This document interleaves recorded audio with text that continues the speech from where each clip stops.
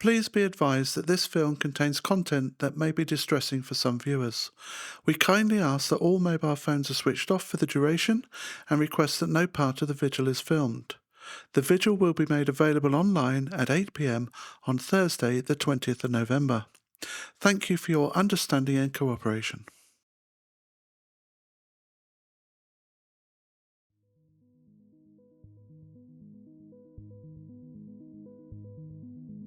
The people whose names we say today are so much more than their deaths.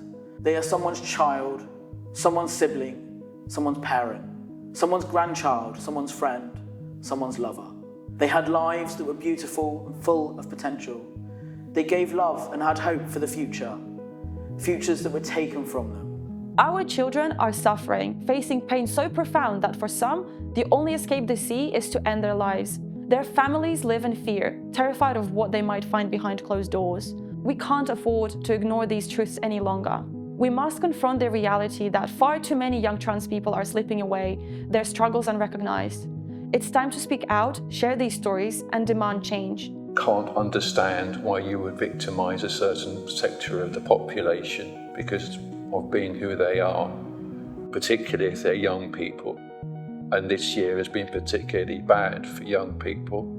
This country has slipped into a state where trans people are fearful for their lives, fearful for their safety, fearful for their livelihoods. This is not a surprise. This is not accidental. This is very, very deliberate. Our lives are denied respect, and all too often we are treated as a game for media pundits and celebrities to practice their debating skills, not as real people with our own lives and struggles. Still, I feel scared every time I use the men's bathroom in college. I keep my head down, get out as fast as possible. My heartbeat feels like I've run a marathon. I shouldn't have to feel this fear. I shouldn't have to watch my friends hide every day. They shouldn't have to be counting down each day until they can move out. We should be able to live, to be teenagers. In this country alone, a suicide rate for trans people is approximately 48%. Let's call it what it is. That's half of trans or gender diverse identifying people who have attempted to take their own lives at least once. That stops today.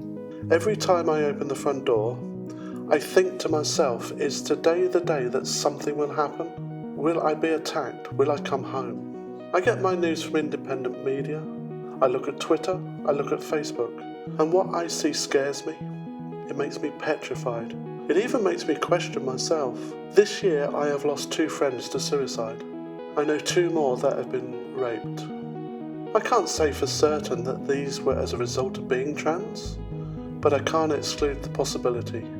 But I was almost beaten to death by a group of youths the day after Transgender Day of Remembrance 2021, which was ultra scary. I actually thought I was going to physically die that day. Over the years, I've had to endure counselling, therapy, and medical examinations. I was even given psychological conversion therapy, which was deeply distressing and caused me a lot of pain. Hate against the trans community is at an all-time high, especially if you're looking at government and the newspapers, the media in general. And it's an uphill battle, but fight we will. We live in a country where there is still a debate on what toilet I should be allowed to use. Whether I should be allowed to get married without going through insanely expensive and long-winded medical and legal processes. That stops today. This year, as another year comes to an end, we are faced once again with the tragic reality that more trans people have lost their lives, whether through murder or by taking their own lives due to the intense pressures of living in a world that often refuses to accept them. It's heartbreaking reality that we must confront year after year, and the weight of these losses cannot be overstated. We remember those that aren't with us anymore and fight in their absence. Fight so that one day the newspapers stop reporting the latest tragedy. Fight so that people my age and younger can imagine a future where they grow old, where they are happy. Brianna's death has affected all of us. We've seen it coming for years and years, and we've told people it was coming. We know it could have been any of us. Allies, you need to wise up. You need to speak up and you need to stand up. Your apathy at what's happening to the trans and non-binary community needs to stop. You need to stop wondering whether there was something that you could have done. You need to stop wondering what you could do. and you need to start doing. Things that have made my life easier, but in the climate we live in, being trans in this country is fundamentally dangerous. When you're also a person of colour or a traveller or disabled or poor, then living in this country is a constant fight for survival. A month ago at the first of these, I said it would be interesting to see where we are in the map of safe to be LGBTQIA+ countries in Europe. Well, now we know. We have stepped a further 6 places down the list to 22nd. All we are trying to do is to live our lives and be who we are, nothing more, nothing less. We don't choose to be trans, we simply are. We are not on this earth for a long time. The trans community needs to support one another and be there for one another. Let's support our global trans community with as much effort, enthusiasm and love as we can. Thank you.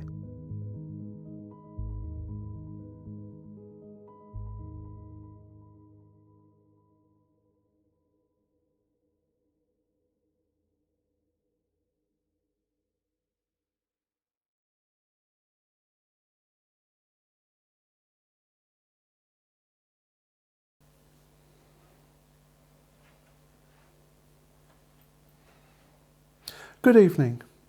My name is Andrea Brooks. I am Vice Chair of Newbury Pride and Press Officer for the Beaumont Society. My pronouns are she, her, and I will be your host for tonight.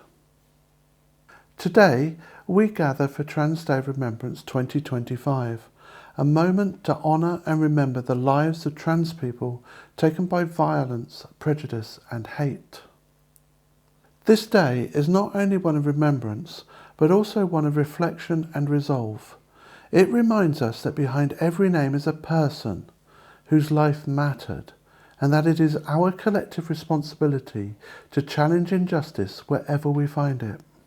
Observed every year on the 20th of November, Trans Day of Remembrance began in 1999, founded by advocate Gwendolyn Ann Smith in memory of Rita Hester, a trans woman whose murder the year before sparked both grief and a movement. What started as a local vigil has since become a worldwide act of remembrance and resistance, shining a light on the violence faced by the trans community and calling for understanding, compassion and change. As we look back over the past year here in the United Kingdom, we acknowledge the pivotal events, challenges and moments of solidarity that have shaped the lives and futures of trans people across our nation. So, with that in mind, please welcome our first speaker, Councillor Petra Pemberton, the Mayor of Thatcham.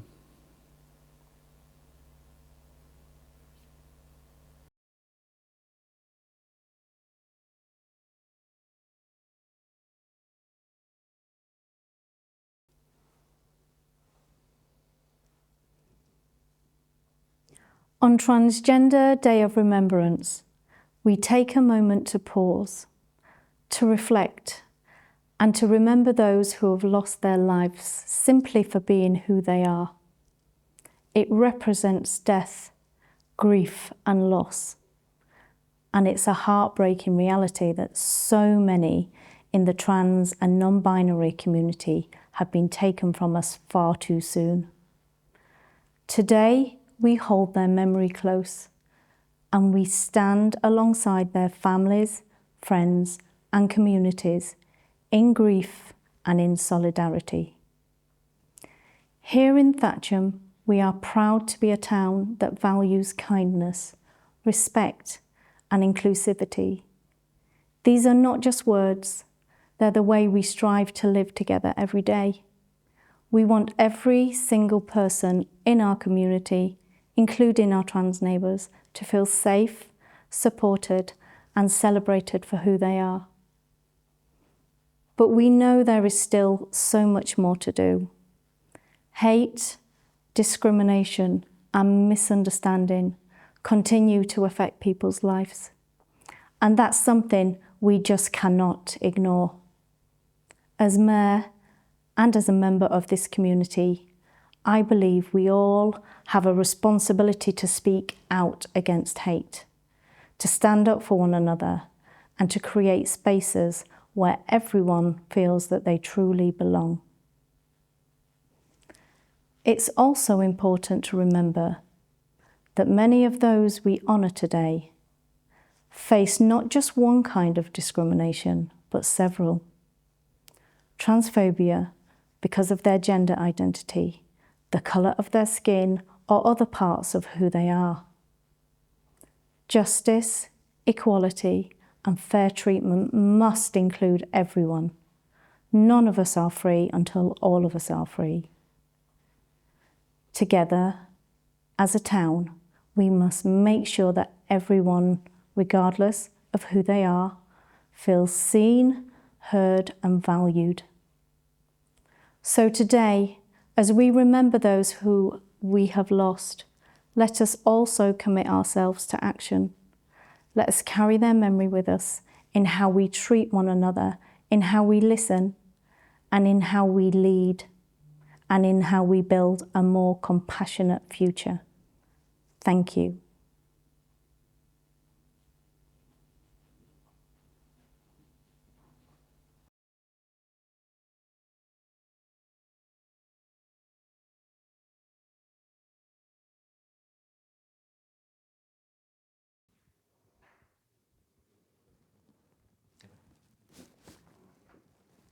Transgender Day of Remembrance is a solemn occasion, a time to remember and honour the lives of transgender people who have been lost to violence, intolerance and hatred. Each name, each story, is a reminder of the urgent work still before us. Too many transgender people face discrimination in their daily lives, barriers to healthcare, hostility in schools and workplaces, rejection from family and community, and far too often, the threat or reality of violence. These injustices are not abstract. They affect our neighbours, our colleagues, our friends. As a community, Newbury must send a clear message. No one should live in fear simply for being who they are. We stand in solidarity with our transgender residents, affirming their dignity, their rights, and their place in the life of our town. On this day, let us not only remember those we have lost, but also commit ourselves to building a kinder, fairer, and safer society. One where everyone, no matter their gender identity, can thrive as their true selves.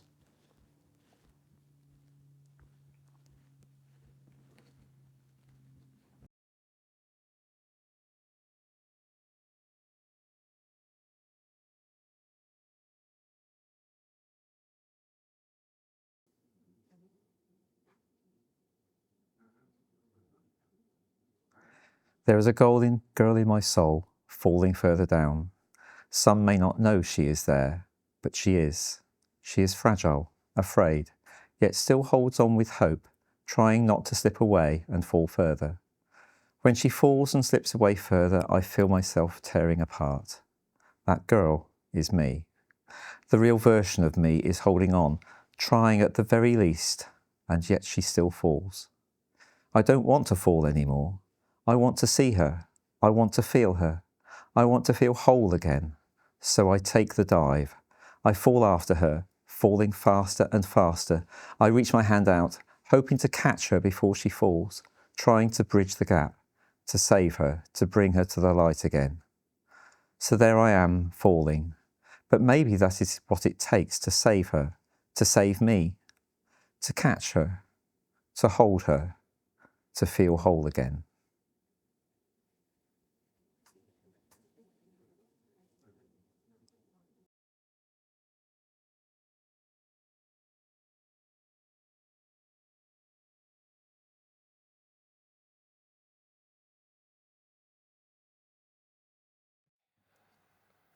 At the moment, we're being pushed in the wrong direction. We're being told to spend a lot of our energy on what sets us apart from one another, rather than many things we have in common that could bring us together. We look after each other best as communities and in society as a whole, when we notice everything we have in common, rather than being drawn into conflict over our differences. The majority of people want to live with each other peacefully. It should be simple to do that. We can choose to accept one another and realise that some people have different paths in life. Their experiences don't diminish or invalidate our own. Diversity is interesting. Difference is an opportunity for discussion, for exploration, for learning, and for personal development. Acceptance is not the same as understanding. Sometimes people aren't capable of understanding experiences they don't identify with. It isn't something they've lived.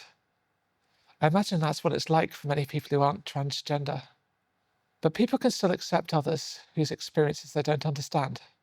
They need good, factual information to inform them. At the moment, with recent media coverage, people hear an array of opinions that destigmatise, that degrade, that invalidate, and that sexualise us. They hear about the rare person who commits a serious crime. They often hear from those so unwilling to accept us that they believe we shouldn't even be allowed to coexist peacefully. The coverage often ignores the vast majority of transgender people who are simply living their lives like everyone else. As a minority, many people haven't met us or knowingly met us to counter what they hear, so they associate all of that negative coverage with us. This puts us at greater risk from anyone who feels entitled to confront, to abuse, and to attack us. That brings us to the Supreme Court ruling, a decision that directly affects us and in which, from what I understand, we were not permitted any representation. A decision that breaks a promise of greater equality, a promise that if you submit to being invasively questioned, formally diagnosed, and live through a qualifying period of 2 years, providing documentary evidence as you go, you can then be recognised and treated as and live as who you are.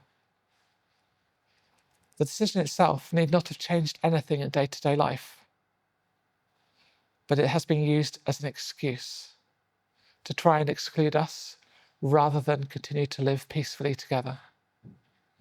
It's been used to tell us that we're something other, that we don't have a place in public life, and that we shouldn't even have access to basic public conveniences.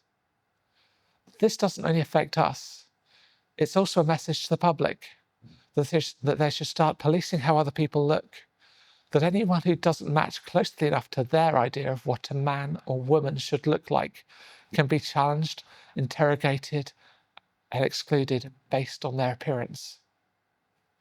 I've only come to understand myself and live comfortably as myself in the past year.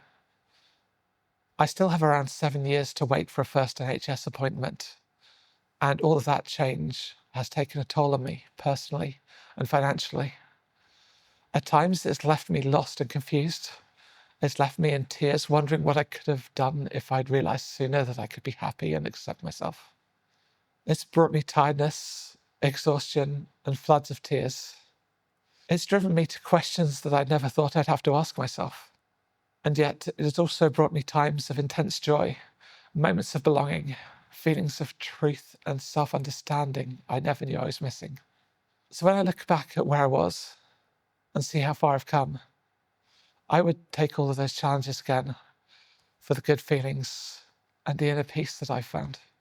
I've had to research every detail of my transition because the support we need is so many years away that the thought of waiting that long is unimaginable. Any support we do have until then comes from those who came before us, who took the time to share their knowledge and their experiences so we could learn. Other women might identify with many of these aspects: changing your name, experimenting and learning by trial and error, what clothes look good, what styles fit best, how to wear them, how to put on makeup, deciding when and where to make the effort, wondering about the intentions of men walking behind us in the street at night, learning to understand emotions that I finally feel space to allow myself to grow from.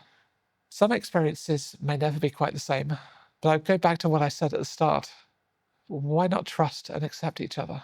Why not focus on all the things we have in common and use our differences to learn from one another and live together better?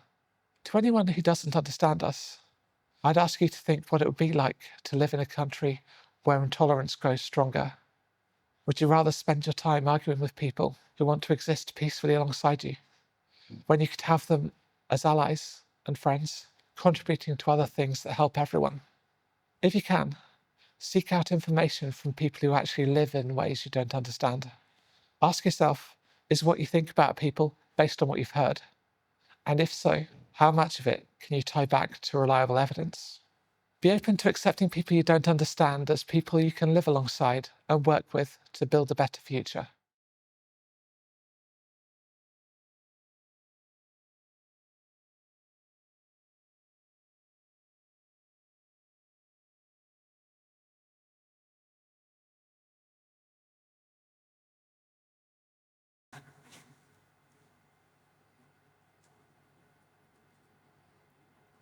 The story of my experience as a trans man starts when I came out at around 14 or 15, and I'll be honest, things were rough. Relentless bullying from my peers, unaccepting parents, an experience I'm sure many of you watching are already familiar with.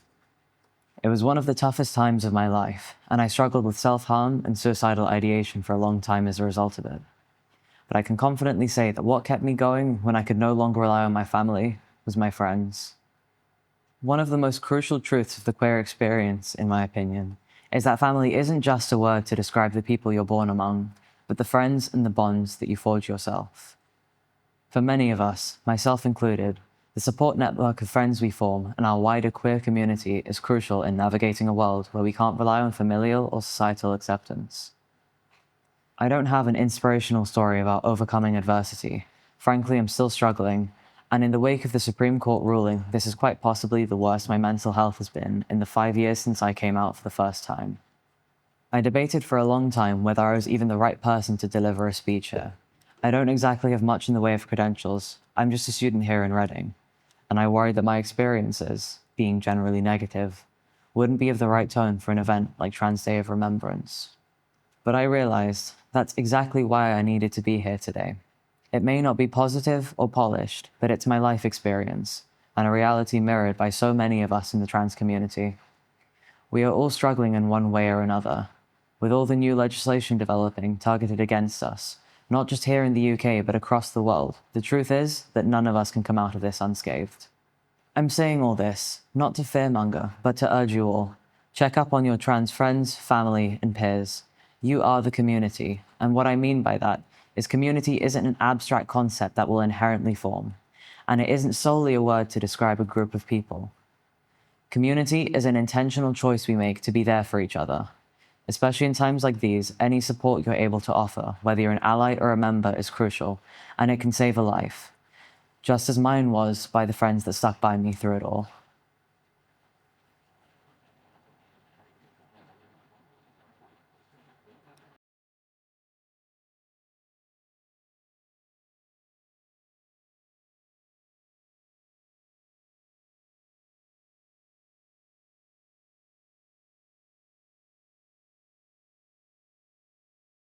Within our community, there are a set of voices that are never heard, a group of trans people that are, to all intents and purposes, invisible. They are the blended, the stealthy, and I want to speak up on their behalf. Think of someone who has really suffered from their dysphoria, who has transitioned, perhaps been discriminated against along the way, and properly treated, far from equally. Many like that have already suffered rejection by members of their family, been ridiculed by people they thought of as friends, had a hard time at work, and generally been made to feel like some kind of freak, or worse, treated like some kind of sexual pervert. All of that is usually based on ignorance and lack of knowledge of those around them. They might have reached a point where they can pass very well. Perhaps they move away from everything, give up their friends and all they know. They start afresh somewhere else. They've disappeared by blending in seemingly becoming part of the cis world, but paying the price of isolation as the cost of simply being able to live the quiet, normal life that others take for granted. Those people don't get seen when you ask yourself, what does being trans mean? They never get asked their opinion. They're not newsworthy. They're invisible and never counted. Nobody looks at them and says, that is what being trans is. Nobody feels the struggle they've been through. No one sees the heartache behind their lives in terms of the price they have had to pay to feel normal. I can assure you that there are far, far more of them than you can imagine. They lead their quiet, productive lives. Many bring up children, marry, have long-term relationships. They are just so-and-so amongst the community in which they live. They are not making a fuss. They are not demanding anything of anyone. They are just getting on with their life. What then does the Supreme Court decision and the EHRC guidance mean for them? Are they supposed to say to themselves, I've been an integrated member of society for years, brought up my children, loved my partner, worked hard, lived a quiet and unassuming life. Now I better start using the wrong toilet, start outing myself at work, start denying everything I've lived by and stood for.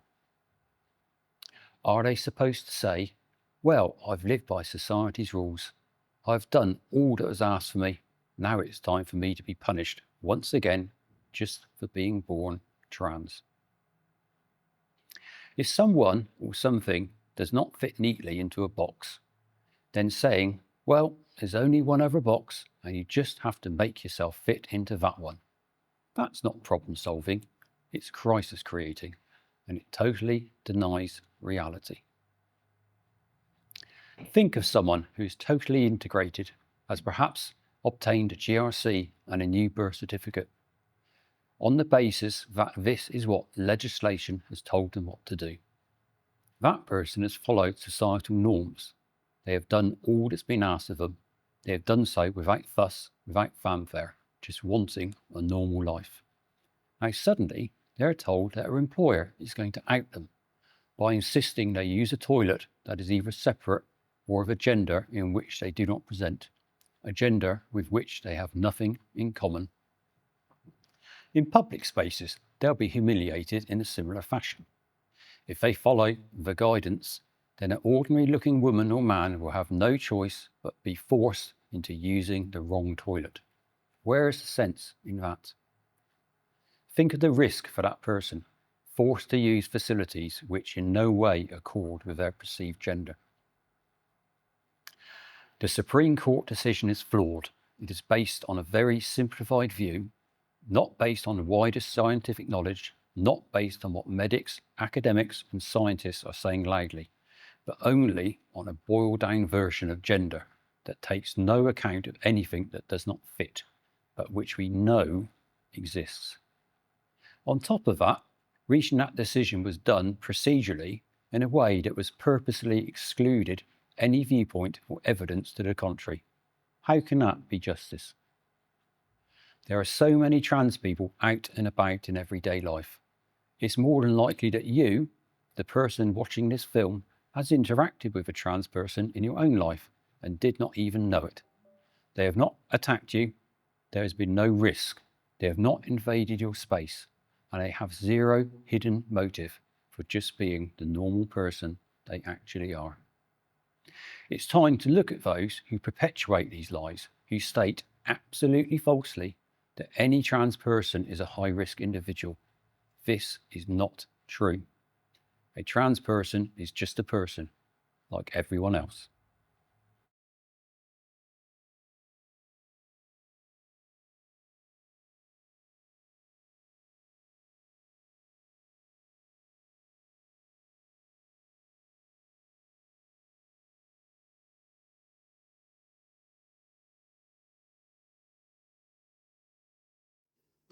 Our next guest is someone who's been following the developments around trans healthcare very closely, particularly the government's decision to ban puberty blockers for trans youth, a policy first introduced by Victoria Atkins and later upheld by West Streeting.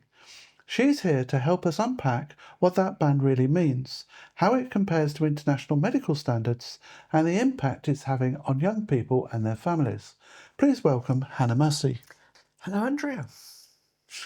Perhaps before we start, could you give a brief explanation of what puberty blockers are and what they do, especially in the context of trans youth? Okay. Puberty blockers is probably a bit of a misnomer because the chemicals that are involved, GnRHAs, antagonists, are used naturally by our bodies to control our levels of our testosterone and estrogen. So we all have them. There's nothing special about puberty blockers per se. Yeah. We all have them. They've been around for 300 million years and we've been using them naturally ever since. Yeah. In terms of treatments, They're not just used to address puberty issues in terms of puberty blocking, but a whole range of different medical conditions. They're used to treat endometriosis in both adults and teenagers. They're used to treat precocious puberty, where children start puberty at a much earlier age than they should do. They're used in cancer treatments. They're used in fertility treatments. They're a very generalised set of medications that are used universally, been around for 50 years, and have been used to in transgender youth for about that same amount of period. So there's a long history of having used them, and all they do is they just turn on and off one's estrogen production or testosterone production and help pause one's puberty process. Generally, children who take them are probably only on it for a year while they decide and buy time and decide what they're going to do.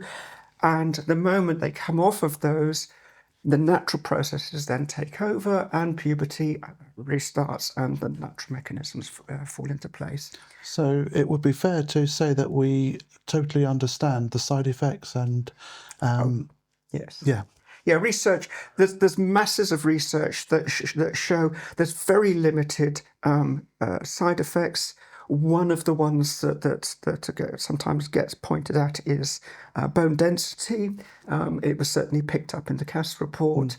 But in fact, when you look at that, within trans women, for example, our bone densities tend to be less than is normal anyway. So it's a very difficult thing to actually pin and say that is definitely a side effect of it. Other than that, no, very little. Okay. A lot has been made about puberty blockers not being tested for trans youth, but would you say it's unusual for medications to be prescribed for conditions they are not tested for? Well, first of all, we have 50 years of experience and we have many reports that show positive outcomes and very few side effects. The problem we have with those is that often the numbers involved are small, naturally and understandably, because the amount of trans youth that we identify is actually a very small proportion. But from what we have, then we can show a very significant benefit for very little problem, very few issues. So they are proven, and there is lots of evidence for it. It's just there are certain standards that people want to hold, which is the standard trope used by people who want to disprove a treatment. It's like, what we'll say is it hasn't been tested for 70 years when they've only been used for 50 years. So we have no long-term evidence.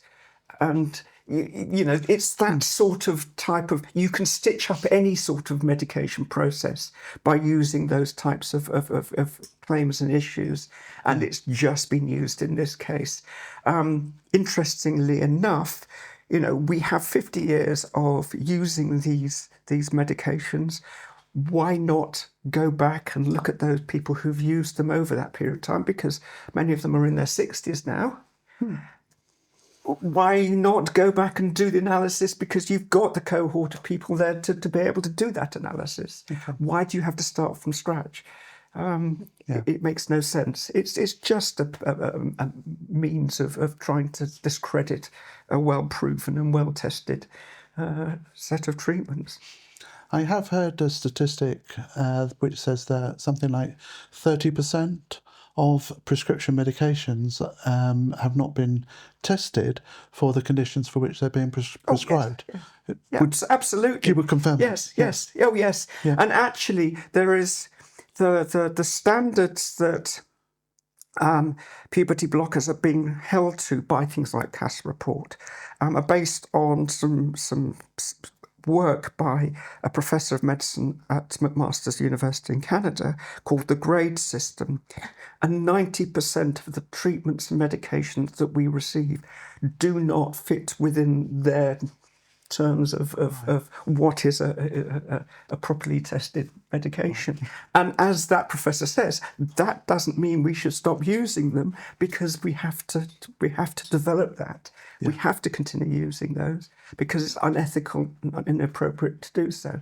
So the fact that we're holding puberty blockers to that standard when everything else around us is not to that standard is a little bit hypocritical, I would suggest. In 2024, shortly before the last general election, the outgoing Minister of Health, Victoria Atkins, introduced a ban on puberty blockers for trans youth, which was subsequently upheld and extended for at least 2 more years by the new Health Minister, Wes Streeting.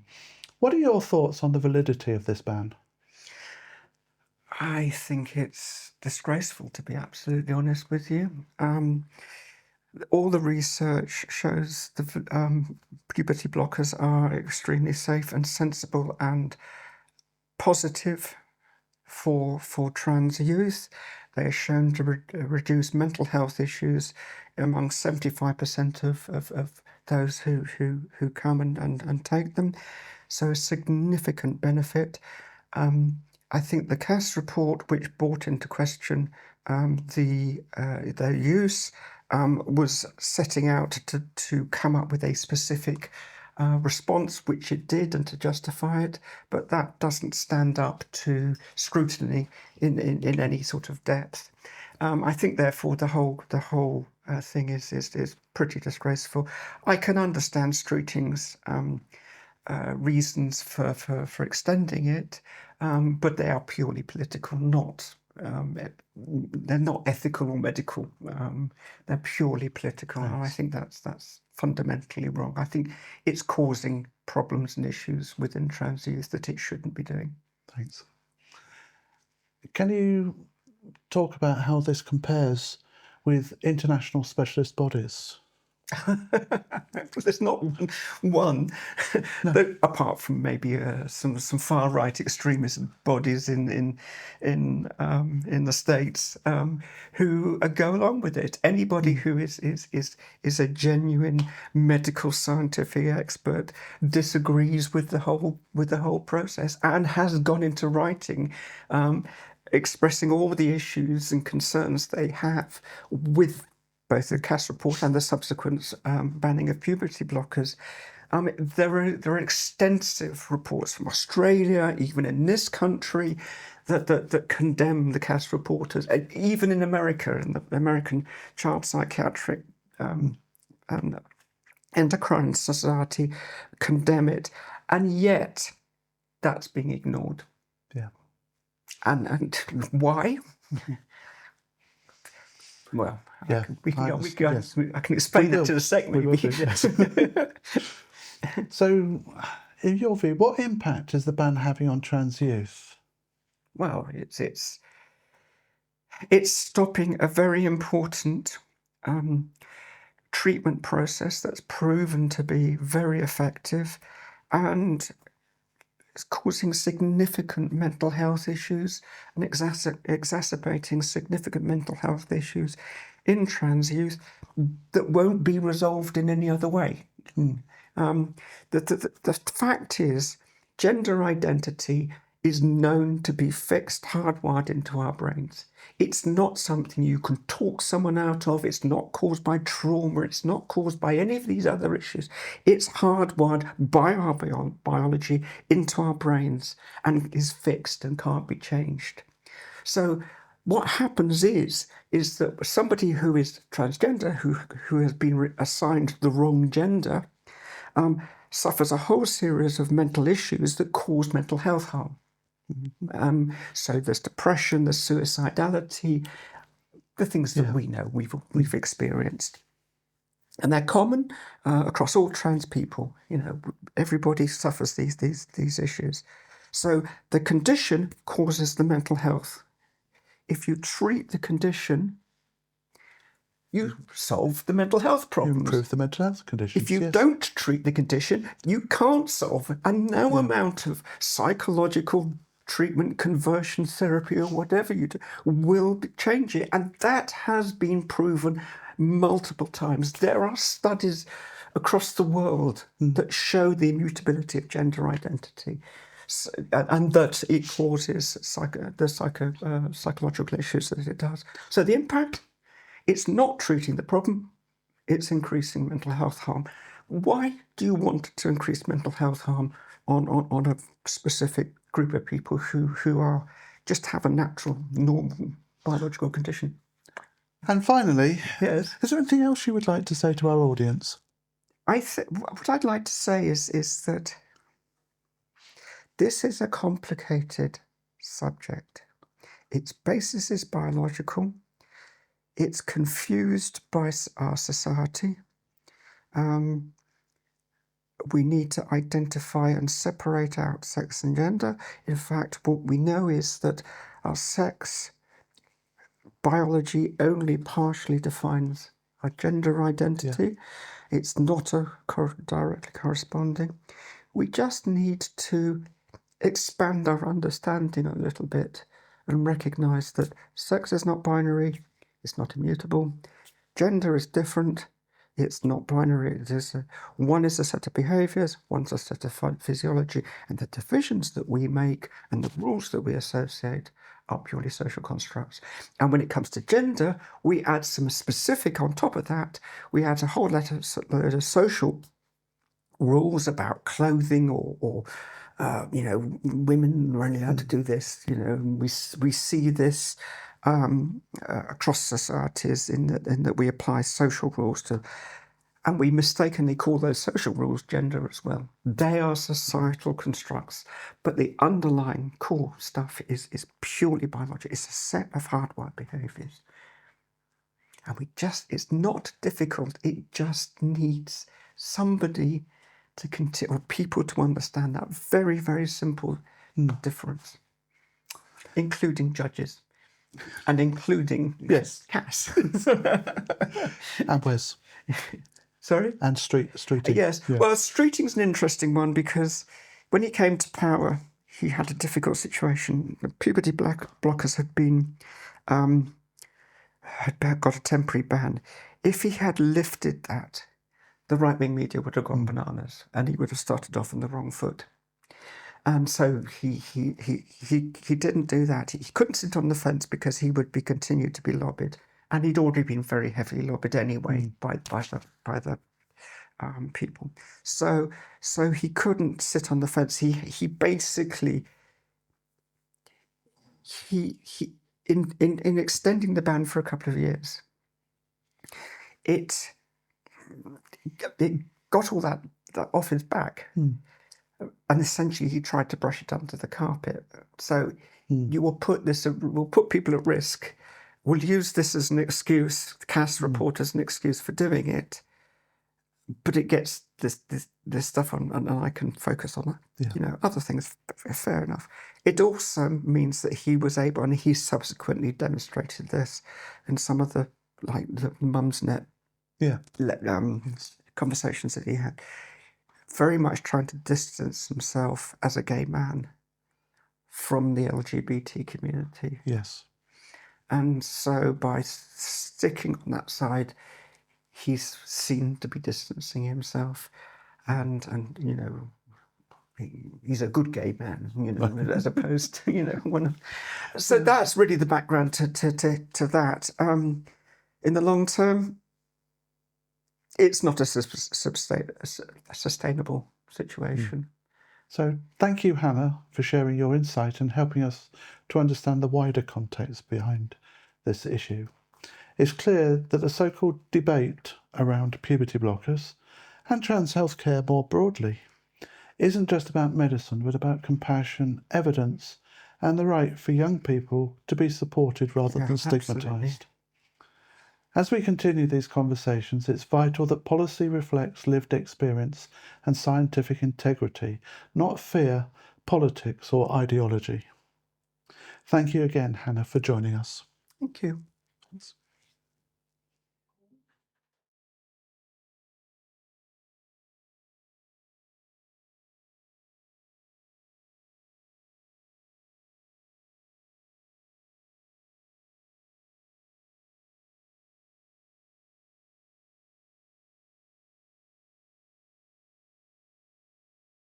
Remember those who have yearned for acceptance. Remember those who have fought for freedom.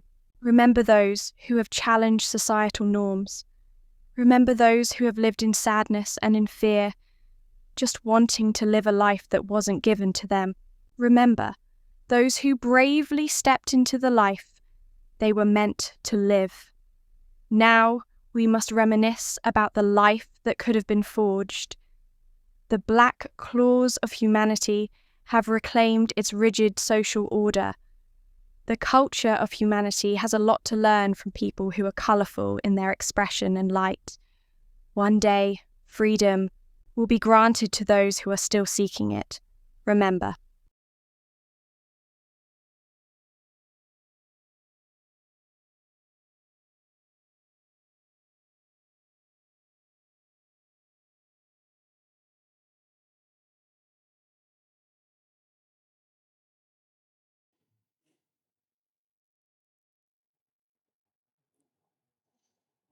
Hello, I'm Lynne Jones from TransKind by Beaumont. The Beaumont Society was started in 1966 when you had to be interviewed in person if you wanted to join as a member because of very different times. When being gay was illegal, when there was no internet, no social media, and life was so much simpler. When people had to talk and communicate in person. Now there's a concept. But back then also, attitudes were very much closed to our community and others.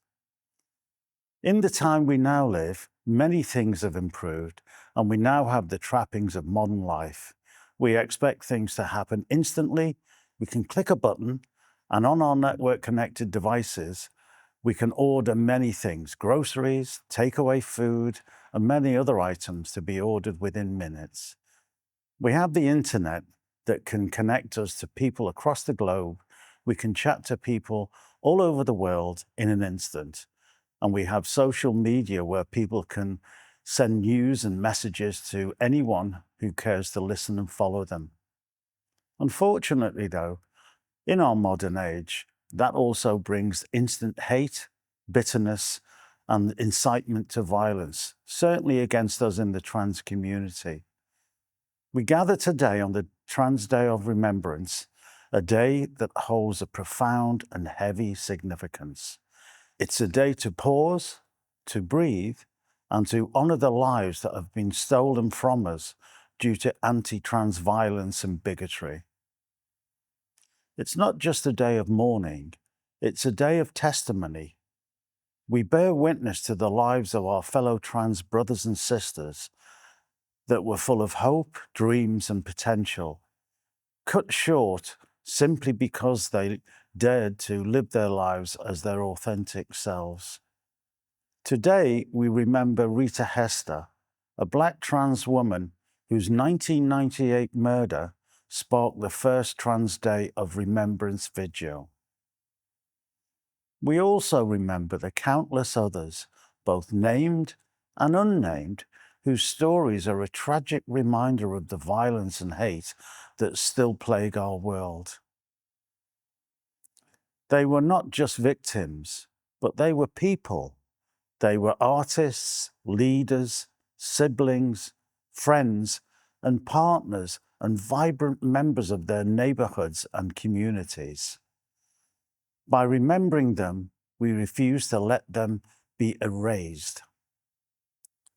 By reading out their names today, it's not just a list of the dead, it's a call to action.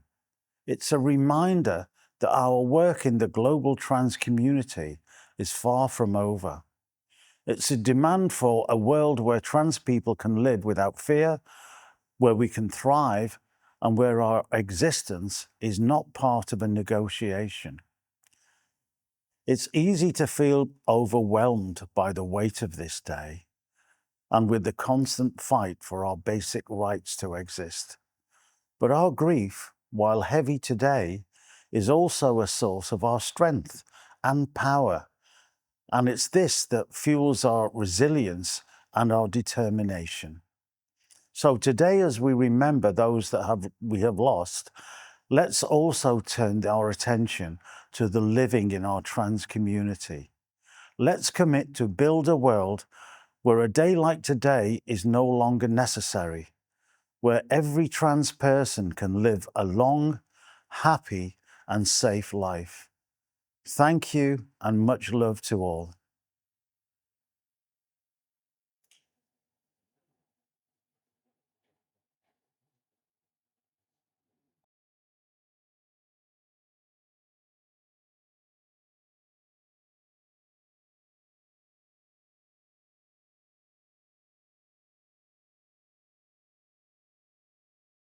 Imagine growing up and knowing you are different. Girls at the front, boys at the back was often how our school line formations were called. And my usual chirp was, but what about me? I was lucky to grow up in a family that had some concept of gender variance. My ancestors, some Native Americans, were not unfamiliar with the concept, and so my parents had some understanding. But it wasn't until I was around 10 or 11 that I would go to a community gathering and meet a number of Agukwe that I knew who I was. Those who are Agukwe are believed to embody both the male and female spirits. I'm grateful for that experience and the parents that I had. That didn't make being a teenager and watching helplessly as my body morphed in ways running contrary to my inner spirit any easier, nor the hours of trying to burn off the hair on my face and the subsequent chemical burns I'd have to try to hide, or trying to get into the few remaining feminine clothing that I had. It all made the concept of living a challenge. Since becoming an adult over 12 years ago, I've had the pleasure of serving the trans and non-binary community, but that service comes with significant pain. I've been the target of hate in such pure form as to not have any regard for humanity.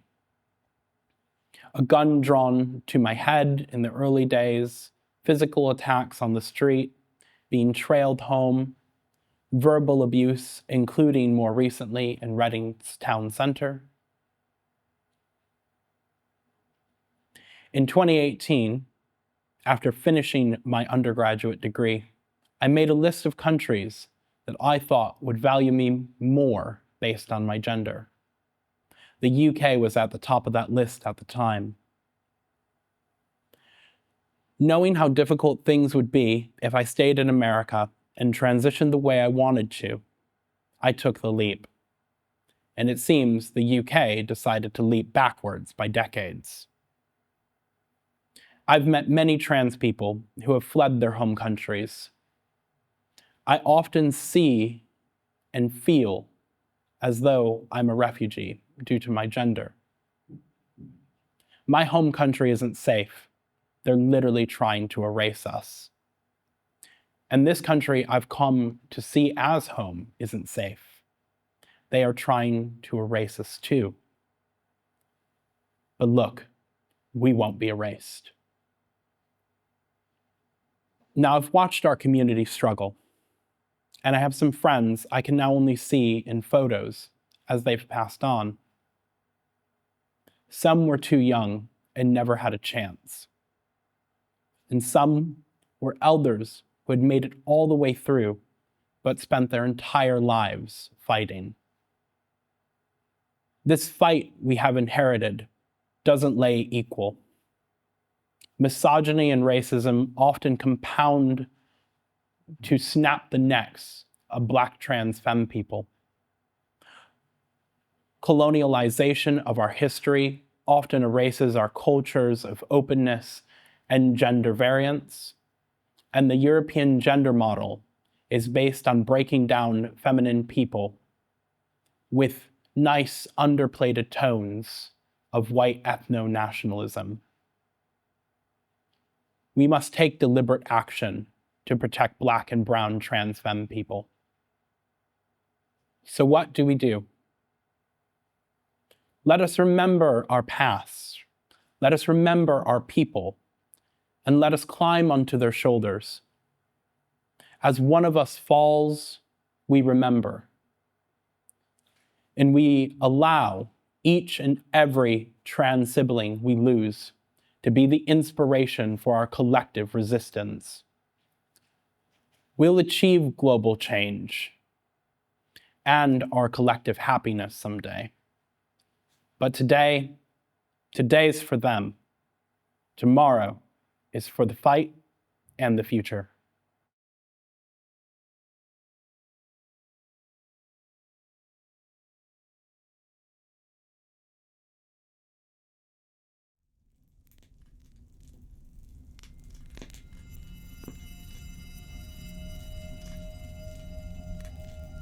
In October, the government announced the creation of a new Office for Equality and Opportunity. Ministers pledged to deliver a comprehensive trans-inclusive ban on so-called conversion practices, calling it an immediate priority. Campaigners welcomed the pledge, but stressed the importance of swift delivery. In November, the UK Supreme Court began hearing the 4 Women Scotland case, asking whether holding a gender recognition certificate changes someone's legal status under the Equality Act. The outcome will shape women's rights protections and trans inclusion across workplaces, schools and healthcare. Campaigners on both sides gathered outside court, underscoring its national significance. In December, Health Secretary Wes Streeting announced that the temporary ban on puberty blockers for under 18s would be made indefinite outside of clinical trials. Following the CAS review, the NHS ceased the routine use of puberty blockers to treat gender incongruence in children. In May, the previous government issued an emergency order to extend these restrictions to the private sector. Since coming into office, I have renewed this order twice, continuing restrictions until the end of this year. After thoroughly examining all the available evidence, they have concluded that prescribing puberty blockers to children for the purposes of gender dysphoria in the current prescribing environment represents, and I quote, an unacceptable safety risk. Consequently, they have recommended that the government should extend the banning order indefinitely. Advocacy groups condemned the move as devastating for young people, while ministers defended it as precautionary. New research from Stonewall in January revealed that 2 in 5 LGBTQ+ employees still conceal their identities at work. Trans and non-binary staff reported the highest levels of anxiety, avoiding facilities or conversations out of fear. Stonewall called for stronger inclusion policies and visible allyship across workplaces. On Trans Day of Visibility in March, activists across the country celebrated trans joy, creativity and resilience despite an increasingly hostile climate. The message was clear. While headlines focus on restrictions, the lived reality is also one of solidarity and hope. In April, the Supreme Court ruled that sex in the Equality Act refers to biological sex at birth. Unanimous decision of this court is that the terms woman and sex in the Equality Act 2010 refer to a biological woman and biological sex. But we counsel against reading this judgment as a triumph of one or more groups in our society at the expense of another. It is not. The Equality Act 2010 gives transgender people protection not only against discrimination through the protected characteristic of gender reassignment, but also against direct discrimination, indirect discrimination, and harassment in substance in their acquired gender. Critics warned the decision stripped away vital protections for trans people, while ministers insisted it brought legal clarity. Legal experts described it as one of the most consequential equality rulings in decades. Within days, emergency protests erupted across the UK, from London and Manchester to Bristol and Reading.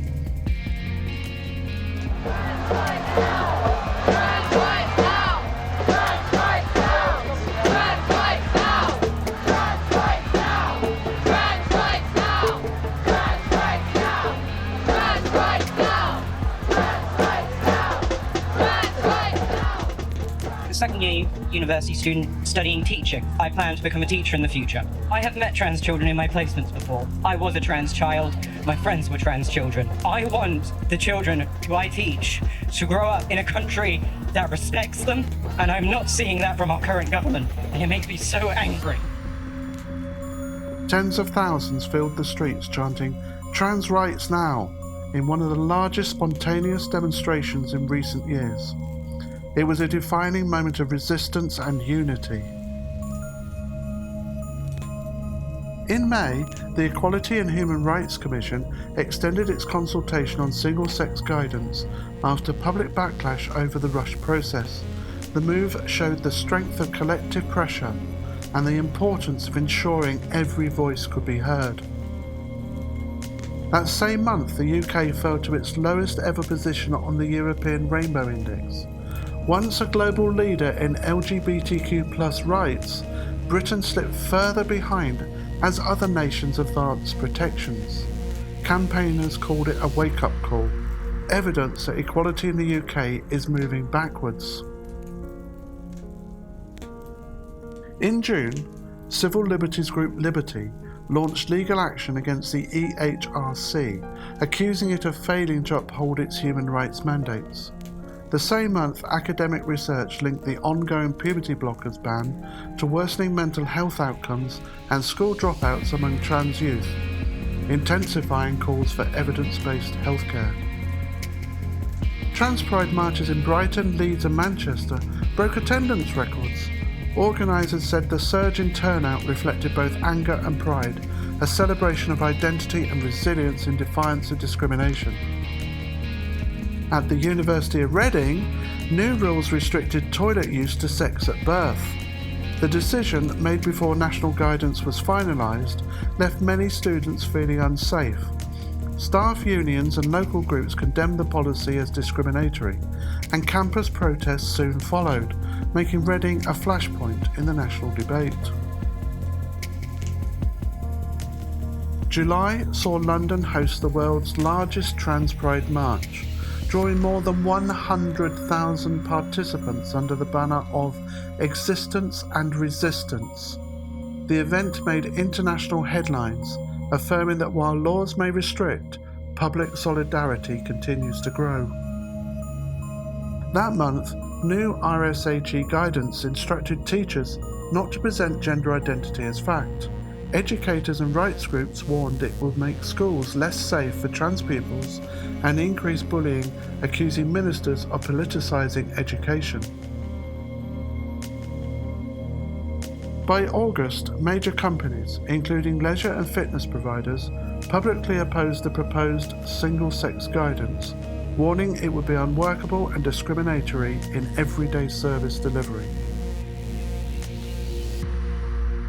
In September, the EHRC submitted its final draft single-sex code to government ministers, claiming it was as clear as possible. Campaigners disagreed, warning it risked embedding discrimination into daily life. Another round of political and legal challenges now looms. From October 2024 to September 2025, trans communities across the UK face some of the most significant challenges in recent memory. Yet, in response, people mobilised in protest, filled Parliament Square and raised their voices at record-breaking Trans Pride marches. This past year has shown that while policies may attempt to restrict, the community's determination, solidarity and hope remain unstoppable. This year's main sponsor, the Beaumont Society, has been rebranding as TransKind by Beaumont. This carries the dual important meaning of TransKind as being a part of humankind, but also being kind as trans and to trans people.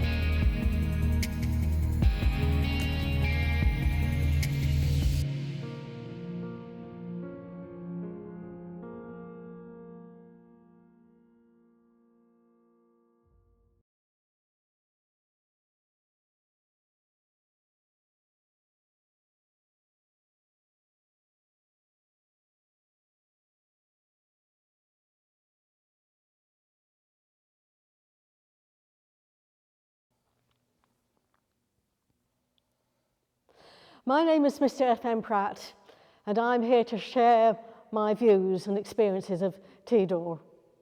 In the UK, here we have an ongoing hate campaign against trans people just because of who and what they are, directly resulting in assault and violence.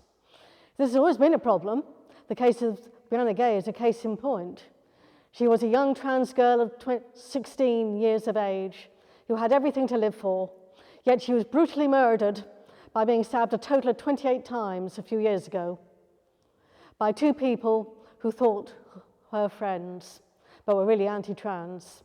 Her attackers were brought to book, thankfully, and sentenced to life imprisonment, but it was just one of the events that demonstrated the hate for trans people. Fast forward to 2025 and the Supreme Court ruling in April.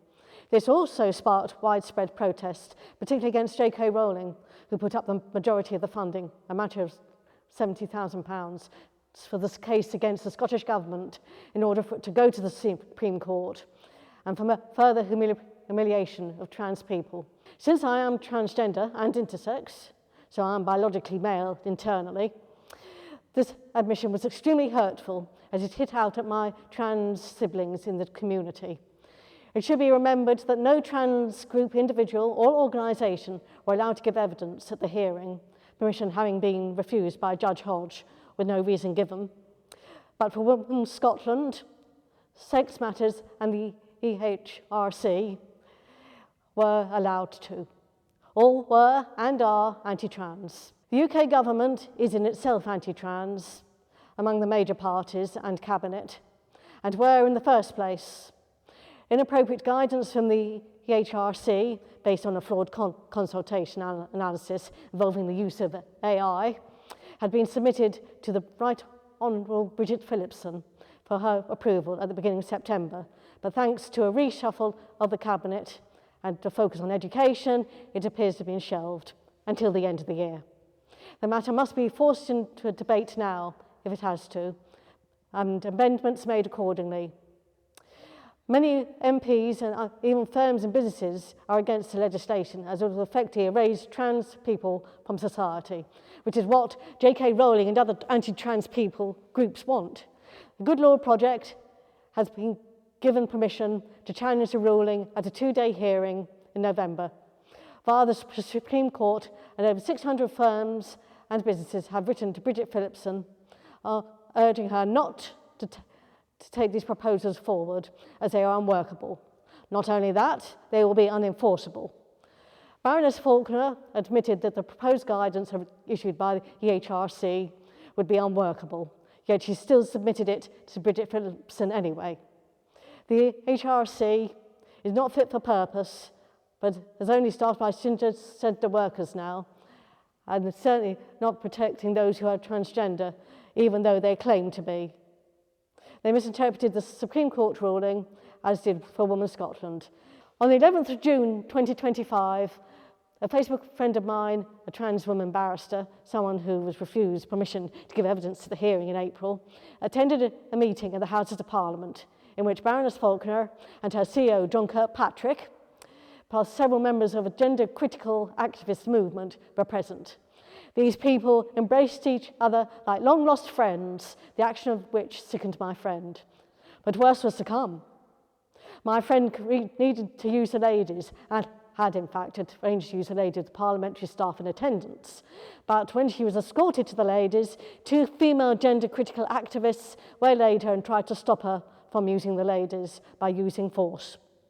Security was called, and both these individuals were escorted from the building for causing a disturbance and inciting trans hate. Staff were very apologetic to my friend at the time, but then they sent an email to these two women who caused the trouble and issued a grovelling apology to them as well for the inconvenience that they had suffered. Totally outrageous. And I said to my partner, who is cisgender, he and I been present, I would have sent them away with a flea in their ear. What the EHRC is proposing is illegal, and I am not going to stop using the gents' loos and changing rooms when I have a legal right to do this. If I am challenged under the new legislation, I will confront the person accusing me of breaking the law. with evidence that I am biologically male, or will do it in court if it came to that. I'm sure that the person accusing me wouldn't tell the court what led up to it, but I will tell the truth about transgenderism and why the guidance from the EHRC is unlawful, because it is illegal and discriminatory in denying trans people access to facilities, as well as infringement of their human rights, not improved by the comments made by Wes Streeting, the current Health Secretary, who doesn't believe that trans people exist. Most anti-trans people, and those who don't know any better, think that gender dysphoria is a mental health condition, and trans people are mentally ill. This is totally untrue. As in 2019, the condition was classified as a mental health condition. As far as the NHS is concerned, the trans health care is in a bad way. The GICs are at full stretch, and the waiting times go back as far as 2018, 2019 for most NHS GICs gender services. It saddens me that the UK is such an unforgiving place. I'm a UK citizen, and there was a time when I was proud to be British. Not now, as I'm totally disgusted by the way the country is run by a Labour government that is so anti-trans. So Keir Starmer apparently has accepted suggestions, it seems, about how to erase transgender people from society, but he is now anti-trans anyway, as he believes there is no such thing as being transgender. To begin with, he believed in trans people and the trans community, but the Supreme Court ruling appears to have clouded his better judgment.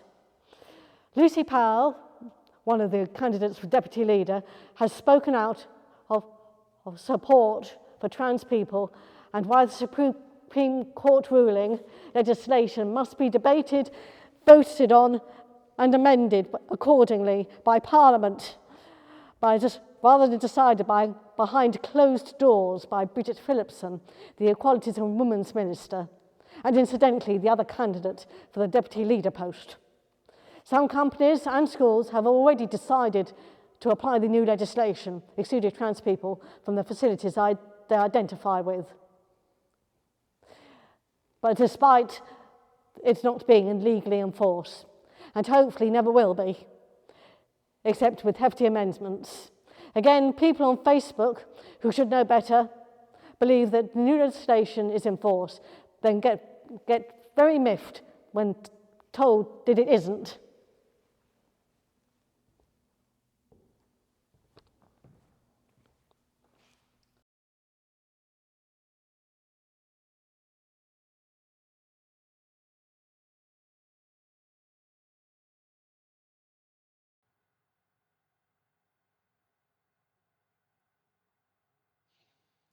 I haven't spoken as part of one of these events since 2018, or participated since 2021. The intervening years have caused a lot to change very quickly. I can't say I know what the future holds. The waters are even murkier now than they were back then. This year marks 80 years since the end of the Second World War. 80 years since a community of queer individuals were persecuted by the Nazis and were further interned after the war on charges of homosexuality. Their names matter to us as much as our current lot, because their history, marked by the bookcase that commemorates it in Berlin and the memorial towards Hirschfeld's Institute itself, are important reminders of why we have Article 8 rights in the first place. We need to keep the pressure up to remind Parliament of that fact. I can confirm, from speaking with a friend who attends Parliament regularly, that our voices are being heard and discussed, even if the media doesn't want to convey that this is happening. Keeping communication up in the wider context of everything is important. Society might seem bleak right now, but I would like to believe that we do in fact have allies who wish to help us survive and hold those who wish us ill accountable for their indecency. I make this point because the community survived persecution by those who would wish to eradicate us 92 years ago when Hirschfeld's Institute burned to the ground. We will survive once again as we see these parallels today, and as we mourn those we have lost this past year and in previous years. They tried and failed back then, and they will fail once more. We will strive for places of safety, of refuge, of joy, and of hope. A community I see today, whilst fearful, is too bloody stubborn to do anything else. So while we come here to mourn the loss of those who are special to our global community in one way or another, we do so with hope that things might improve with the upcoming legal challenges to the guidance designed to suppress us, both in the ECHR and the challenges brought by others in the UK legal community. We do so with the reassurance that those who care are fighting our corner as hard as they can.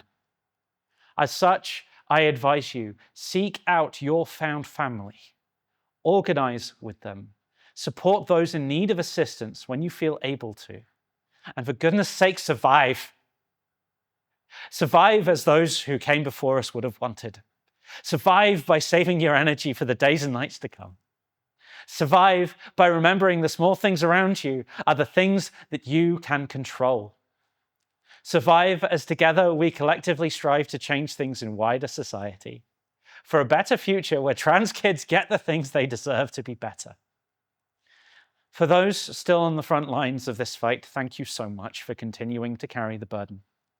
To the allies providing support as best they can, and to the hundreds of thousands marching alongside us, thank you so much for playing the rear gunner. To those we have lost, we'll miss you. You will be remembered in our hearts.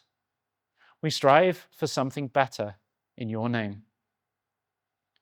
And to you watching this, thank you for listening. Thank you for surviving. And thank you for being the best you can be. Thank you.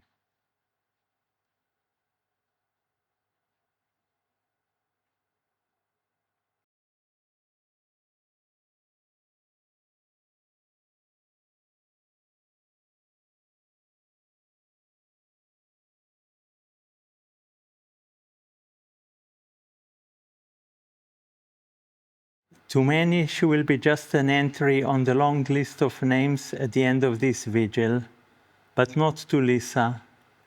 Lisa's girlfriend, Stephanie, was prematurely taken from her. Although Lisa is not trans, she understood her girlfriend's struggle. She felt her pain. Her words, "I know where your head is. I know it. And I understand why you are so exhausted with the state of it all. And I know it weighs you to your core. It shouldn't be like this. The world shouldn't be like this. You shouldn't have to live in fear and devastation and grief and there are too many things. And I know you are feeling them all." On 15th of January this year, Lisa knew it was Stephanie's last day alive. She knew what was going to happen while she was at work.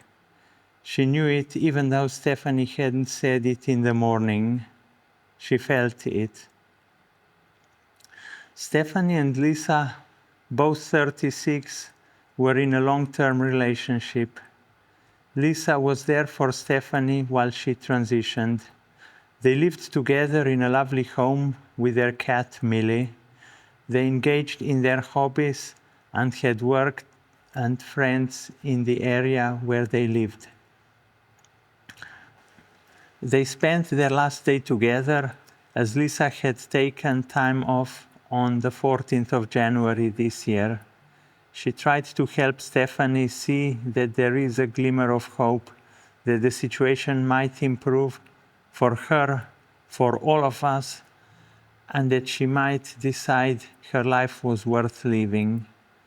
But she also let her know she loved her unconditionally, that she wouldn't want to take the decision away from her.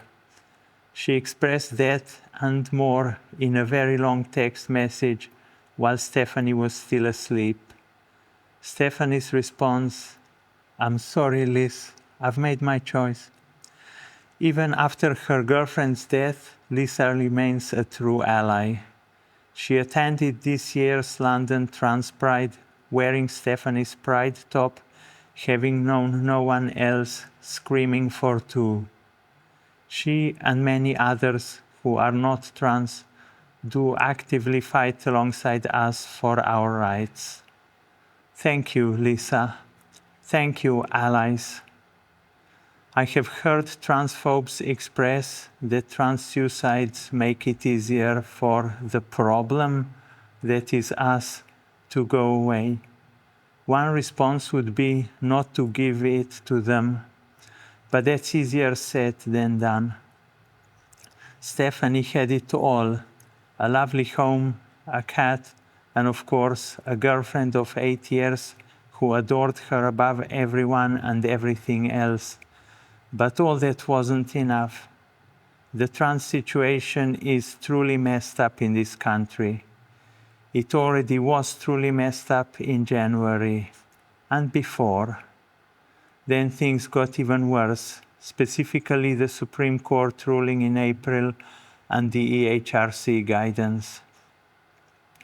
Stephanie and Lisa's story also shows the impact of a suicide on the person's nearest and dearest. The following post from the 28th of March this year shows some of what Lisa had to and still has to cope with, apart from grieving the loss of her loved one. I lost my partner 10 weeks and 2 days ago. Tomorrow I have to leave our home. I can't afford to rent it alone. After also having to leave a job I loved in a school I saw myself working in for years to come. I'm losing just about all of our furniture because I can't afford to store it. I'm losing my independence, the friends I have here, or the ease of access I have to them, the life I built. I'm 36-year-old and having to start over completely from scratch. Thank God I have a family to go to, one whom I love and who loves me. Obviously the losses aren't equal.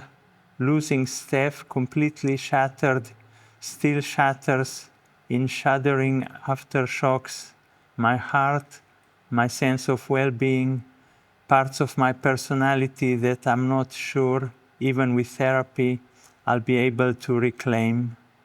I lost the person I loved most in the world because she could no longer carry the weight of her emotional pain and had to find her dead with a bag over her head and an absolute absence of sound. That was enough, surely? Surely that was enough of a loss? Her writing ends with, I can't afford an end of tenancy clean. All my money is going towards bills, furniture removal. I'll have nothing left for this enforced new start that I don't want and didn't ask for. I feel so powerless. Each entry on the list at the end of the vigil is an actual person, a life cut short with their own story and struggles. Let this be a glimpse at one of them. I want to go home, but she doesn't exist anymore. I want to go home to the house with her in it and our cat, of course, our beautiful girl, and see her walk out of the kitchen with a smile and open arms.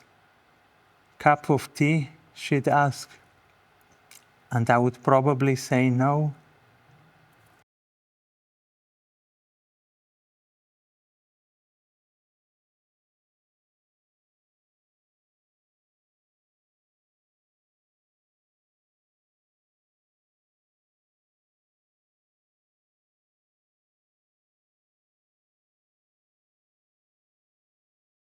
In shadows cast by whispered lies, truth still flickers beneath the skies. Though myths may twist and fear may shout, our voices rise to drown them out. Each name recalled, each story told, is stitched in hearts both brave and bold. From quiet homes to crowded streets, we stand as one, where justice meets. No law, no smear, no spiteful spin can dim the light that burns within. For every soul who dared to be, we stand in love, we stand as we.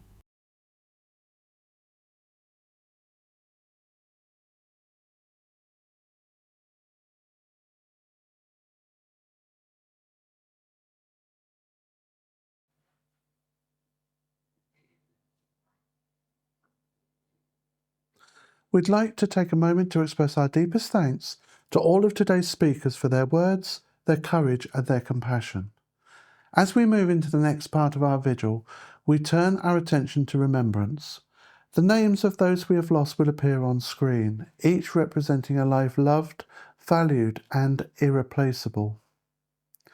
We invite you to say their names, to hold them in your heart, and to remember those names not listed we may never know.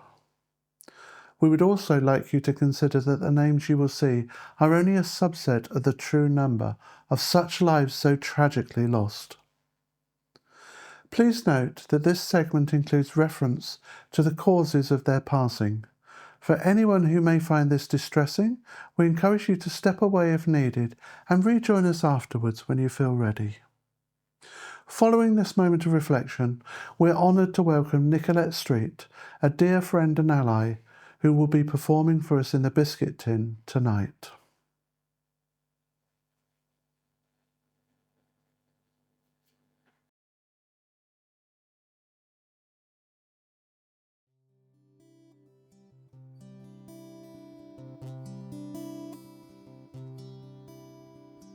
Did I hear you say you were only messing with me? Did I hear you say it's just a matter of duplicity? 'Cause the games you played with me were played with you. Do you really think that's something you should do? Thought I heard you say don't wanna be alone anymore. Please don't walk away. You know I'll never walk out of your door. Give you my love and my life if you ask me to. Give you my heart and my soul and all for you. 'Cause this is the meaning of love, the way that life should be. Me holding you close and you holding me. This is the meaning of the word, you're heaven on earth to me.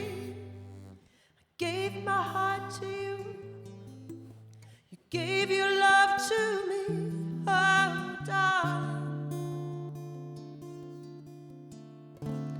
You set me free.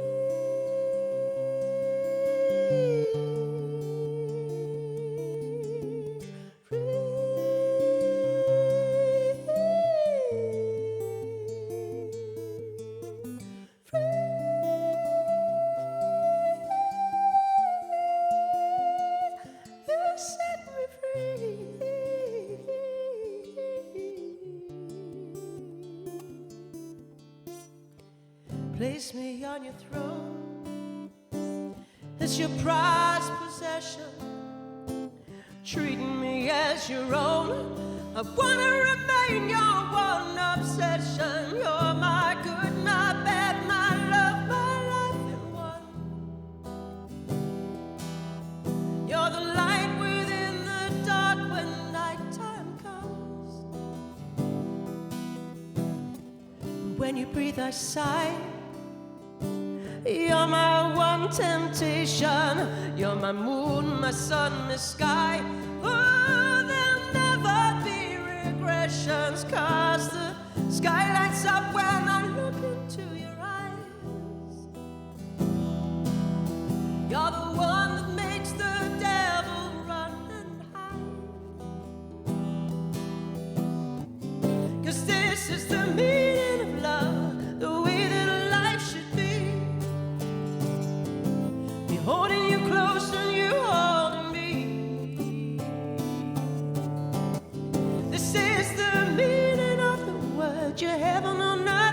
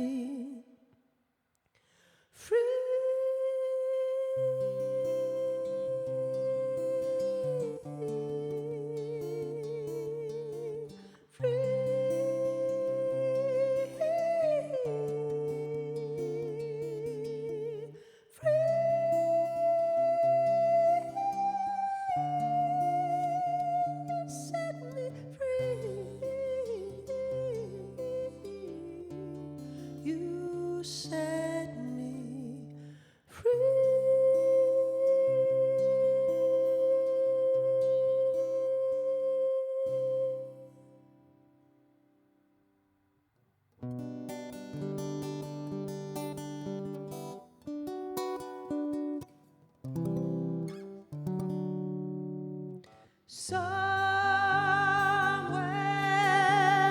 over the rainbow, way up high, there's a land that I dreamed of once in a lullaby. Somewhere over the rainbow, skies are blue, and the dreams that you dare to dream really do come true.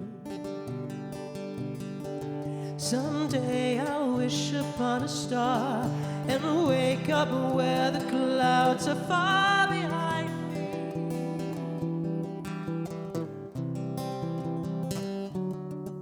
Where troubles melt like lemon drops, way up on the chimney tops, that's where you'll find me.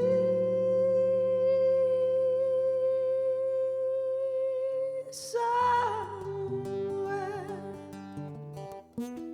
over the rainbow, bluebirds fly, birds fly over the rainbow. Why then, oh, why can't I? Someday I'll wish upon a star and wake up where the clouds are far behind me. Oh, where troubles smell like lemon drops, way above the chimney tops, that's where you'll find me.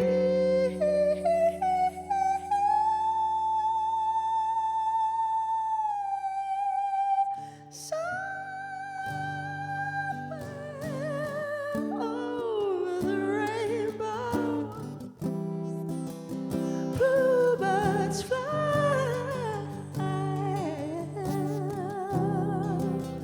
birds fly over the rainbow. Why then, oh, why can't I?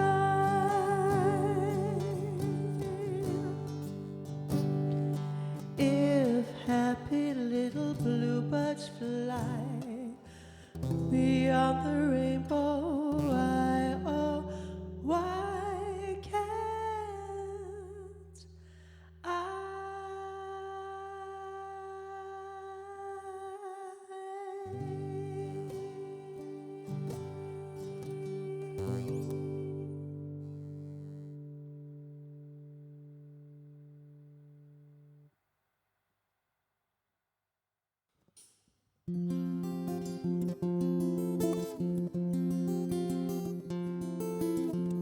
I've been dreaming, friendly faces. I got so much time to kill. Just imagine people laughing. I know someday we will. And even if it's far away, get me through another day. Cover me with sunshine, shine me with good times. Tell me that the world's been spinning since the beginning, and everything will be alright. Cover me with sunshine. From a distance, all those mountains are just some tiny hills. Wildflowers, oh, they keep living while they're still standing still. I've been missing yesterday, but what if there's a better place? Cover me with sunshine.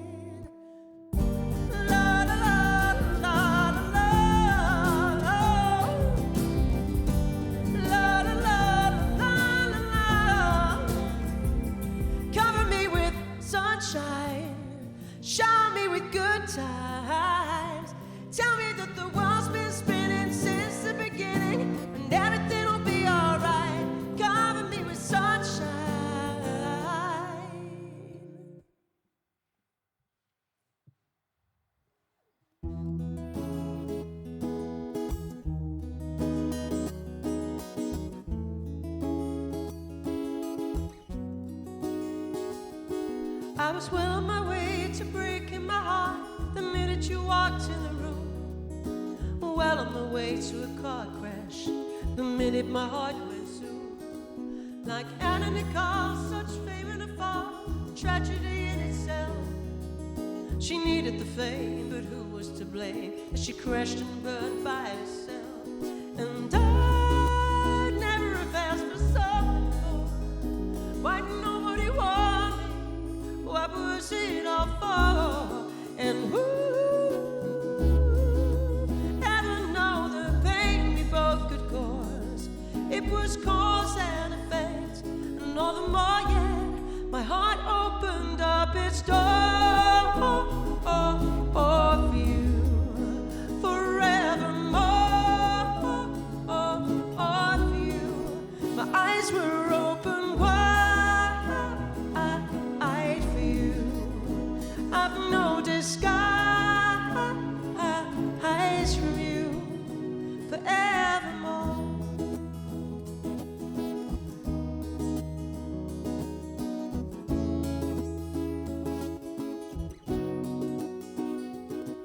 I was well on the way to heaven the moment you kissed my lips. The sound of your voice, it gave me no choice. Your love just gave me kicks. The way that we softly whisper and laugh throughout the night. Who'd ever known it could all go in such a fight? And I couldn't have asked for something more. Why did nobody want me? What was it all for? And who ever know the pain we both could cause? It was cause and effect, and all the more yet, my heart opened up the door for you forevermore. Of you, my eyes were open wide to you. I've no disguise from you. Don't just turn around and say goodbye. No.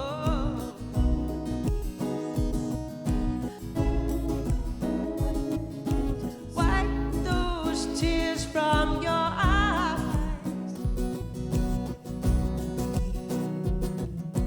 Don't just tell me, turn and walk away. 'Cause I don't wanna hear, I don't wanna hear, I don't wanna hear, I don't wanna hear. Let's just be friends. Ooh. My heart opened up the door. It's for you forevermore. You know it's true. My eyes were open wide for you. I've no disguise from you. My heart just broke in half for you forevermore. You know it's true. My eyes were open wide for you. I've no disguise from you forevermore.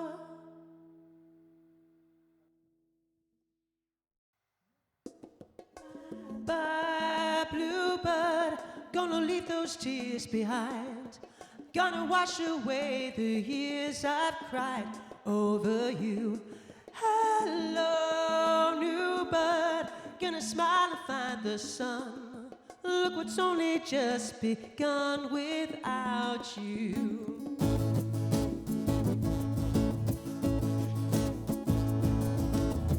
Took a little bit of time to work it out. Had too many drinks while out and about. People say I'll be fine without you, but I can feel the thunders here. Too many dark lights out in the sky. I was always wondering why, oh why. I'll be fine without you. I'm gonna make it now. So they say you gotta do it on your own. It's the reason I'm fully grown. But why do I feel like a child when you're lying with me?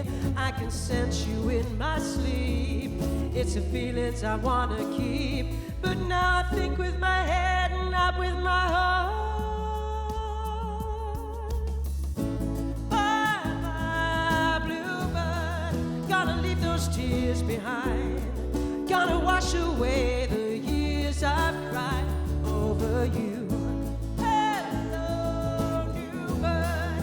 Gotta smile and find the sun. Look what's only just begun without you.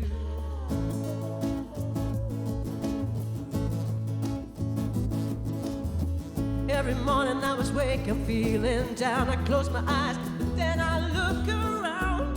You're always there before me. Everywhere I look, you're always there. So they say I've gotta do it on my own. It's the reason I'm fully grown. Why do I feel like a child when you're not beneath me? I can sense you in my sleep. It's the feelings I wanna keep. But now I speak with my head and not with my heart. Bye-bye, bluebird. Gonna smile as high as the sun. Gonna wash away the years I've cried over you. Hello, new bird. Gonna smile and find the sun. Look what's only just begun without you. Bye-bye, bluebird. Gonna leave those tears behind. Gonna wash away the years I've cried over you. Hello, new bird. Gonna smile and find the sun.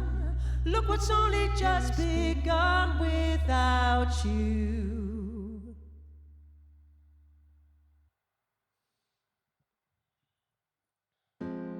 Feeling broken,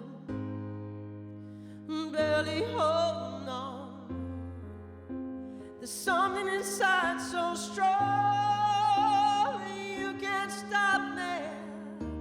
And I've been down, but I'll get up again. Don't count me out just yet.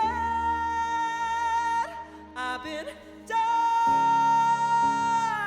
down on my knees. And I've been pushed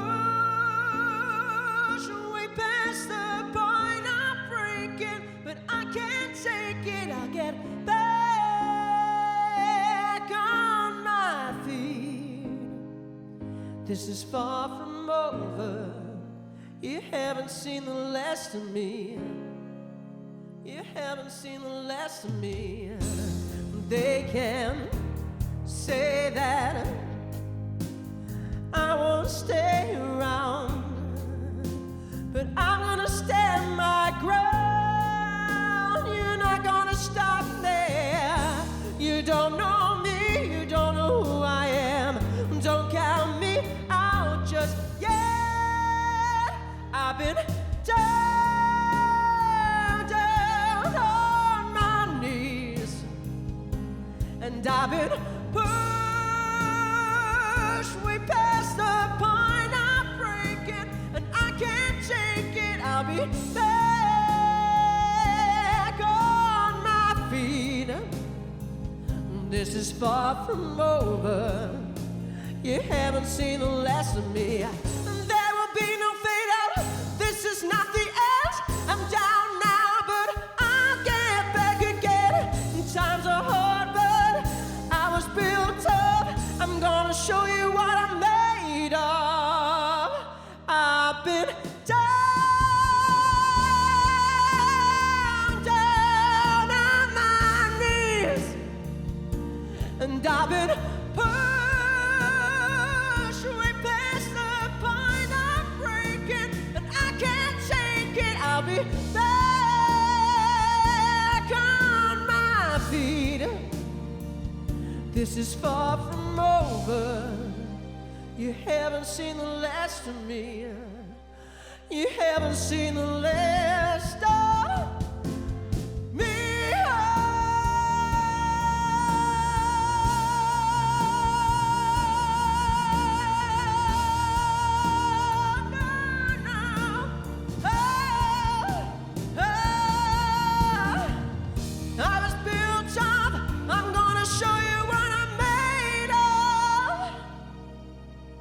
You haven't seen the last of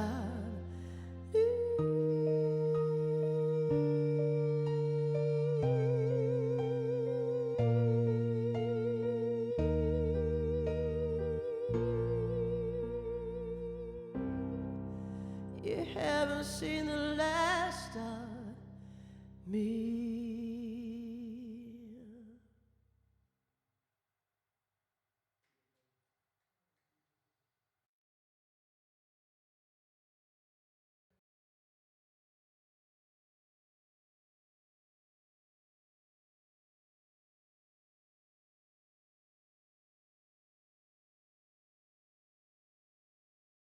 We would like to mark the names that we have lost with a minute's silence. Please join us.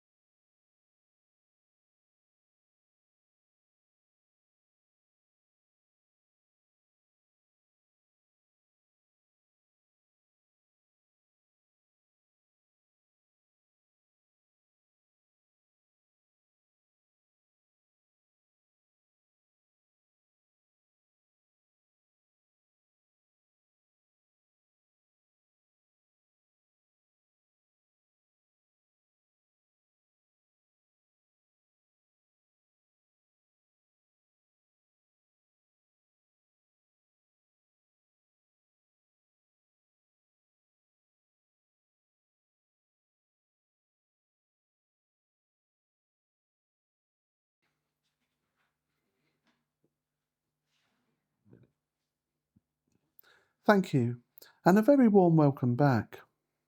As we come to the close of this evening's Trans Day of Remembrance Vigil, we want to express our heartfelt gratitude to everyone who has helped make tonight both meaningful and memorable. To our incredible speakers, thank you. Thank you for your honesty, your courage, and your powerful words. You have reminded us why remembrance must always be joined by action and hope. Our sincere thanks also go to our partners and supporters, TransKind by Beaumont, Newbury Pride, Reading Biscuit Factory, Newbury Corn Exchange, Ace Space, and Buick McCain. Your generosity, commitment and collaboration have made this vigil possible, and together we continue to honour, to remember, and to stand for a world where every trans life is valued and protected. Before we end, I would like to add my personal reflections to the speeches you have heard. It seems to me that we are currently in a transitional stage, teetering on the edge of either progressing forwards, building on the progress of previous years, or sliding backwards and regressing to the way that things once were, or, in reality, were imagined to be. Some golden halcyon yesteryear that has been held up as a time of common sense and even as an age of reason, but that has never actually existed. This imaginary past was one filled with the ways that we have discarded because they were simply wrong or were fundamentally flawed. If this were not the case, then girls and boys would still go into school using separate entrances, people of colour would still drink from different water fountains and sit on different seats on the bus. Children would still be beaten for writing with their left hands. Women would still need their husband's or father's permission to open a bank account or to go to work. Let's not even start on voting. The Supreme Court ruling tackled one thing and one thing only, the inclusion of trans women on all women quotas and shortlists, yet it has been blown out of all proportion with anti-trans activists and politicians keen to get onto a bandwagon and score TV or video clips for their social media followings, and others with even less relevance to chime in with their uninformed opinions, but with the common objective of eliminating trans people, and trans women in particular, from all aspects of society. This has successfully diverted attention away from the critical point behind the ruling, which of course was the intention of their paymasters. Why are all women quotas necessary in the first place? Why are women underrepresented on panels, in government, etc.? That is the real issue. That is the feminist issue. But it has been usurped by fake feminists to drive an anti-trans, anti-feminist agenda. This is a worldwide phenomenon, powered by the money of such interested parties who are intent on gaining greater control of the population, both here and in other places, most noticeably the United States of America. The policies which support the removal of trans people from society are written in the pages of Project 2025, and the people behind that are the funders of the organisations that were allowed to speak at the Supreme Court. A hearing, I remind you, that excluded the voices of the people affected the most by its ruling. And it is no use the judges bleating on that their ruling was limited in scope. The incessant attacks on trans people since by similarly disgraced and corrupted bodies such as the EHRC, with its biased and in many legal experts' opinions illegal guidance, was entirely foreseeable. And in very large part the blame for the hardships, confusion, discrimination, and yes, the deaths of trans people since is as a direct result. I have no doubt that this ruling will be overturned. It is difficult to see how it can be otherwise unless we leave the European Convention on Human Rights and tear up all human rights laws, but it will take time to reverse. And in the meantime, the damage has already been done, as you heard earlier, and in the list of names at the centre of our service today. It is sobering to reflect that by the time you will see this film, there will be many more names added to that list. These are real, vital human beings who tried to live their lives authentically and in the best way they could, but who found out either that the hate and distrust that they experienced was too much for them to bear, or that it manifested in fatal violence against them, or even that their lives were considered so much less than others that they could be stamped out like a bug. What potential have we as a society, as a world, lost? Who would they have loved? What would they have achieved? How many lives would they have impacted and made better?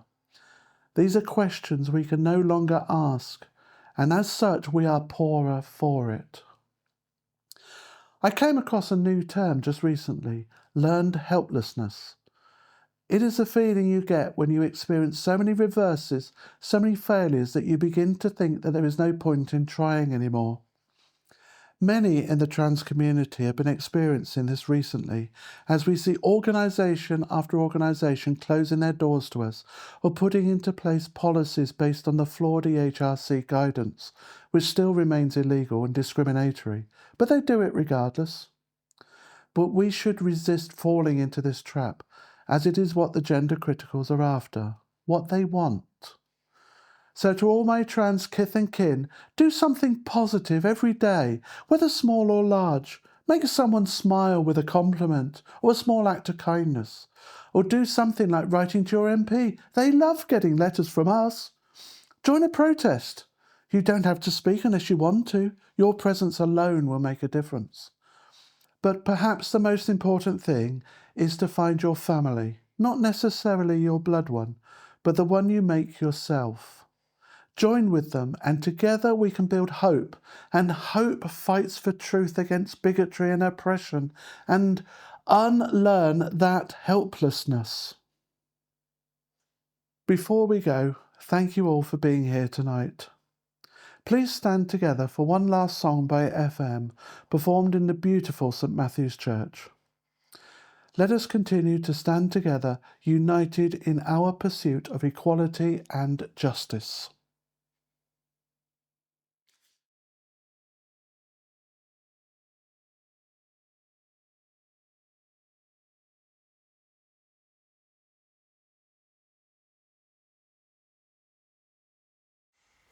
Do you hear the people singing the songs of angry trans? It is the music of a people who will not be slaves again. When the beating of your heart echoes the beating of the drums, there is a life about to start when tomorrow comes. Will you join our masquerade? Who will be strong and stand by me? beyond the barricade? Is there a world you long to see? So join in the fight that will give you the right to be free. Do you hear the people singing these songs of angry trans? Is the music of the people who will not be slaves again. When the beating of your heart echoes the beating of the drums, there is a life about to start when tomorrow comes. Will you give all you can give so that the trans flag is held high? Some will fall and some will live, but victory is nigh. The blood of the martyrs will water the fields of UK. Do you hear the people singing the songs of angry trans? 'Tis the music of a people who will not be slaves again. When the beating of your heart echoes the beating of the drums, there is a life about to start when tomorrow comes. Well done.